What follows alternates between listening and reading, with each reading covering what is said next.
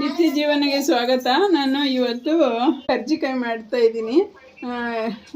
ಬನ್ನಿ ಹೇಗೆ ಮಾಡೋದು ಅಂತ ನೋಡೋಣ. ಉಪ್ಪು ಹಾಕೊಳ್ಳೋಣ. ಅಷ್ಟಿಗೆ ಪುಡಿ ಹಾಕ್ಬಾರ್ದು, ಹಾಗಾಗಿ ನಾನು ಒಂಚೂರು ನೀರು ಹಾಕ್ತೀನಿ.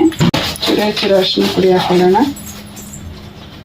ನೋಡಿ, ಅರ್ಧ ಬಟ್ಲು ಚಿರೋಟಿ ರವೆ ಹಾಕೊಳ್ತಾ ಇದ್ದೀನಿ.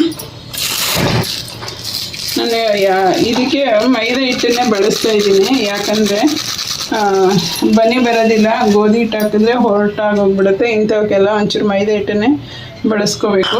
ನಾನು 1 ಕಪ್ಪು 1.5 ಕಪ್ಪು ನಾನು ಮೈದಾ ಹಿಟ್ಟು ಹಾಕ್ತೀನಿ. ಇವಾಗ ಇದನ್ನು ಚೆನ್ನಾಗಿ ಮಿಕ್ಸ್ ಮಾಡಿಬಿಟ್ಟು ಕಲಸಿಡ್ತೀನಿ. ಇದನ್ನು ನೋಡಿ, ಈ ಥರ ಆಗಿದೆ. ನಾನಿವಾಗ 1 ಅವರ್ ಇದನ್ನು ನೆನೆಯೋದಕ್ಕೆ ಇಡ್ತೀನಿ.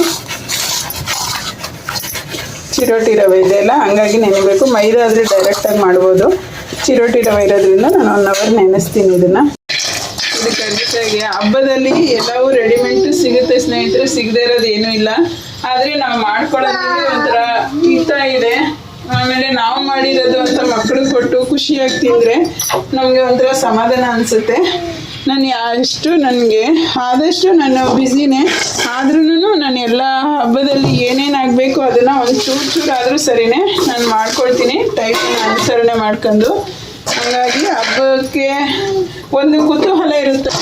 ಗಣೇಶ ಹಬ್ಬ ಅಂತಂದರೆ ಒಂದು ಏನೋ ಸಂಭ್ರಮ ಇರುತ್ತಲ್ಲ, ಹಂಗಾಗಿ ಮನೆಯಲ್ಲಿ ಮಾಡಿದ್ರೆ ಅದ್ರ ಇದೇ ಬೇರೆ ಚೆನ್ನಾಗಿರುತ್ತೆ.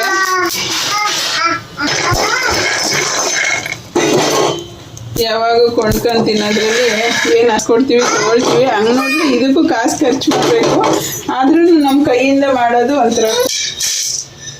ಒಂದು ಸ್ವಲ್ಪ ಕಡಲೆ ಬಿಸಿ ಮಾಡ್ಕೊಳ್ತೀನಿ.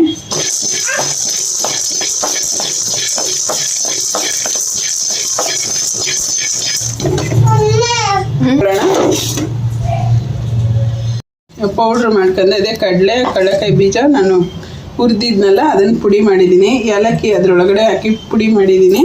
ಮತ್ತು ಇದು ಕೊಬ್ಬರಿ ಒಳಗೂ ಒಂದು ಏಲಕ್ಕಿ ಕಾಯಿ ಹಾಕಿದ್ದೀನಿ. ಇದನ್ನು ಒಂಚೂರು ಪುಡಿ ಮಾಡ್ಕೊಳ್ಳೋಣ, ದಪ್ಪ ಥರ ಮಾಡ್ಕೊಳ್ಳೋಣ. ಇಲ್ಲಾಂದರೆ ಒಂಥರ ಇದಾಗುತ್ತೆ, ಎಳೆ ಥರ ತುಂಬ ನಾವು ಸ್ಟಫಿಂಗ್ ಮಾಡುವಾಗ ಈಚೆಗೆ ಬಂದಂಗೆ ಆಗುತ್ತೆ. ಅದಕ್ಕೆ ಸ್ವಲ್ಪ ಪುಡಿ ಮಾಡ್ಕೊಳ್ಳೋಣ. ನೋಡಿ, ತುರಿದ್ಬಿಟ್ಟು ನಾನು ಪುಡಿ ಮಾಡಿರೋದು ಇದನ್ನು.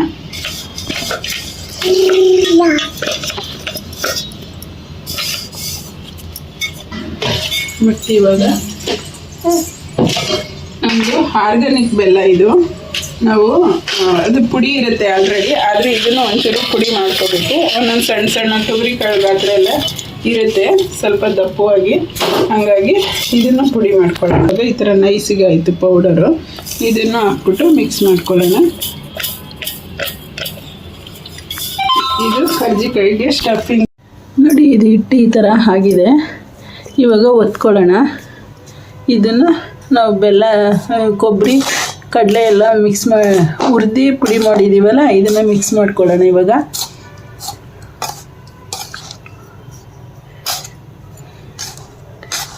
ನಾನು ಬೆಲ್ಲನೇ ಹಾಕಿದ್ದೀನಿ. ಸಕ್ಕರೆ ಹಾಕೋರು ಕೆಲವರು ಸಕ್ಕರೆ ಹಾಕ್ತಾರೆ, ನಾನು ಸಕ್ಕರೆ ಬಳಸಲ್ಲ ಸಾಮಾನ್ಯವಾಗಿ. ಇವಾಗ ಒತ್ತಿ ರೆಡಿ. ಈ ಥರ ಒತ್ಕೊಂಡಿದ್ದೀನಿ ನಾನು. ಇವಾಗ ಇದು ನಾವು ಸ್ಟಫಿಂಗ್ ಮಾಡಿ ಮುಚ್ಚಬೇಕಾದ್ರೆ ಸ್ವಲ್ಪ ಇದಾಗುತ್ತೆ. ಅದಕ್ಕೆ ಒಂದೇ ಒಂದು ಚಮಚ ಅಷ್ಟು ನಾನು ಮೈದಾ ಹಿಟ್ಟು ಹಾಕ್ಕೊಳ್ತಾ ಇದ್ದೀನಿ. ಒಂದೇ ಒಂಚೂರು ನೀರು ಹಾಕೊಂಡು ಇದನ್ನು ನಾವು ತೆಳ್ಳಗೆ ಮಾಡ್ಕೊಳ್ಳೋಣ.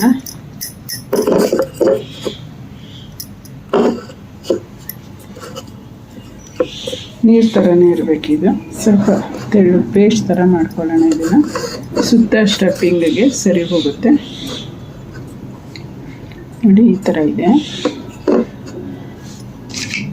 ನಾನು ಒತ್ಬಿಟ್ಟು ಹಿಂಗೆ ಪೇಪರ್ ಮೇಲೆ ಹಾಕೊಂಡಿದ್ದೀನಿ. ಇವಾಗ ಸ್ಟಫಿಂಗ್ ಮಾಡೋಣ.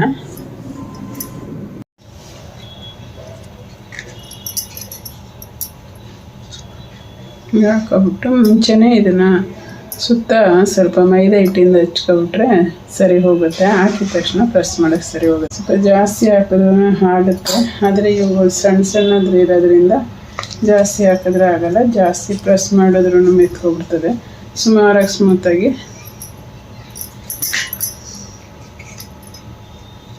ಥರ ಮಾಡ್ಕೊಬೇಕು. ನಾನು ಅದಕ್ಕೆ ಎಲ್ಲ ಒತ್ತಿ ಇಟ್ಕೊಬಿಟ್ಟಿದ್ದೀನಿ. ಇವಾಗ ಈ ಥರ ಮಾಡ್ತಾಯಿದ್ದೀನಿ.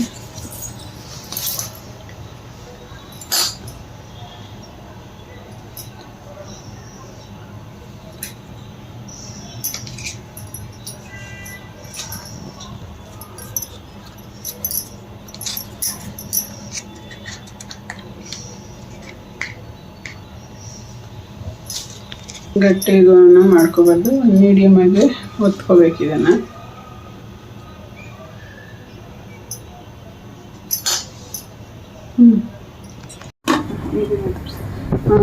ನೋಡಿ ಕಾದಿದೆ, ಎಣ್ಣೆ ಕಾಯ್ದಿದೆ. ಇವಾಗ ಹಾಕ್ತಾ ಇದ್ದೀನಿ.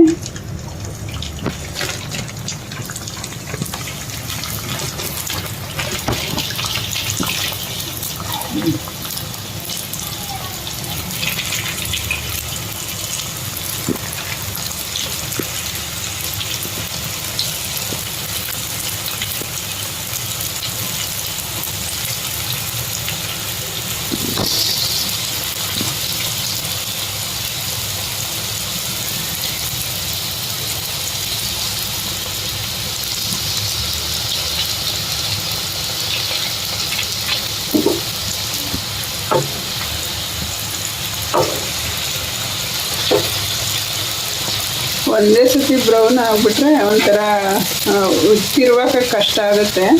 ಸ್ವಲ್ಪ ವೈಟ್ ಇದ್ದಾಗೇನೆ ತಿರುವಾಕಿದ್ರೆ ಇನ್ನೊಂದು ಕಡೆ ತಿರುವಾಕೋಕ್ಕೆ ಸುಲಭ ಆಗುತ್ತೆ. ಅದೇನು ಪಾಕ ಎಲ್ಲ ಒಂದೇ ಕಡೆ ಬ್ರೌನ್ ಬಣ್ಣ ಆಗೋವರೆಗೂ ಬಿಟ್ಟರೆ ಬೆಲ್ಲ ಬಿಸಿ ಆಗಿಬಿಟ್ಟು ಪಾಕ ಒಂದು ಕಡೆಗೆ ಸೇರ್ಕೊಳ್ಳುತ್ತೆ ಏನೋ ಗೊತ್ತಿಲ್ಲ.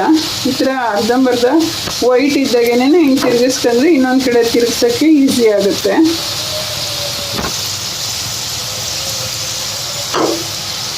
ಅದೇ ಆ ಥರ ನಾವು ಮೈದಾ ಹಿಟ್ಟಲ್ಲಿ ನೀರು ಮಾಡ್ಕೊಬಿಟ್ಟು ಸ್ವಲ್ಪ ಹಿಂಗೆ ಪ್ಯಾಕ್ ಮಾಡಿದ್ರೆ ಓಪನ್ ಆಗೋಲ್ಲ, ಇಲ್ಲಾಂದರೆ ಓಪನ್ ಆಗಿಬಿಡ್ತವೆ. ಈ ಬಿಸಿಗೆ ಊದುತ್ತಲ್ಲ, ಹಂಗಾಗಿ ಓಪನ್ ಆಗಿಬಿಡುತ್ತೆ. ಅದಕ್ಕೆ ನಾವು ಸ್ವಲ್ಪ ಮೈದಾ ಹಿಟ್ಟನ್ನ ಪೇಸ್ಟ್ ಮಾಡ್ಕೊಬಿಟ್ಟು ತುದಿನ ಲಾಕ್ ಮಾಡಬೇಕು. ನೋಡಿ, ಒಂದು ಓಪನ್ ಆಗಿಲ್ಲ.